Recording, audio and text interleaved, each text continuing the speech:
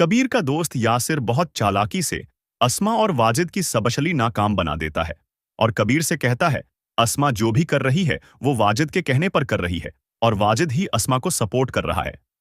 ये सुनकर कबीर अपने दोस्त से कहता है वाजिद सिकंदर का दोस्त है, इसी नाते वो इनकी मदद कर रहा है।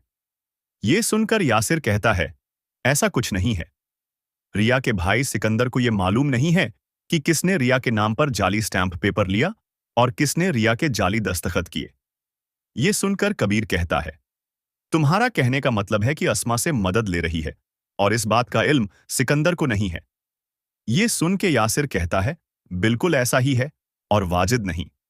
अस्मा को बताया होगा कि रिया के अभाव में जो घड़ी इस्तेमाल हुई वो भी इनके नाम पर थी, क्योंकि ये बात हम 3 लोगों के अलावा सिर्फ वाजिद को मालूम थी और अस्मा ने ये बात रिया को बताई ताकि वो तुमसे नफरत करने लगे। ये सुनकर कबीर यासिर से कहता है तुम अस्मा और वाजिद पर नजर रखो। दूसरी तरफ अस्मा एक नई चाल चलती है और सिकंदर जब अपनी बहन अस्मा को कहता है तुम्हारी वजह से आज मुझे इतनी बदनामी का सामना करना पड़ा।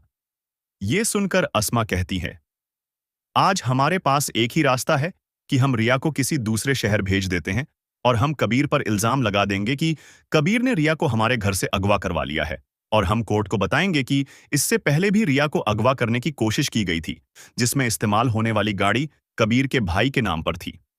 और जब कोर्ट ये सबूत देखेगी तो कबीर की गिरफ्तारी होगी और फिर हमको फिर से बाद रिया को वापस ले आएंगे। ये सुनकर सिकंदर कहता है ये काम इतना आसान नहीं है। जिस पर अस्मा कहती है क्या हम रिया को कबीर के पास जाने दें? ये सुनकर सिकंदर कहता है मगर रिया को किसके पास रखेंगे? ये सुनकर अस्मा कहती है ये काम तुम मुझ पर छोड़ दो। दूसरी तरफ रिया की दोस्त कसब रिया को बताती है तुम्हारी बहन आज भी दरबार पर गई है। जरूर कुछ ऐसा है कि इन हालात में भी तुम्हारी बहन दरबार पर जा रही है। ये सुनकर रिया कहती है मुझे अपनी बहन पर शक है कि वो जरूर किसी से मिलने जाती है। ये सुनकर रिया की दोस्त कसब रिया से कहती है अगर तुम्हें ज्यादा दो तो मैं तुम्हारी बहन का पीछा करूं ताकि मालूम हो सके वो ऐसी कौन सी मन्नत है जो पूरी करने के लिए इतने अच्छे से दरबार पर जा रही है। दूसरी तरफ ये अपने भाई सिकंदर को बताती है अस्मा ये सब वालिद का बदला लेने के लिए नहीं कर रही, इसके पीछे कोई और शख्स है, क्योंकि अगर अस्मा ने ये सब कुछ करना होता तो वो कबीर को गोली ना मारती।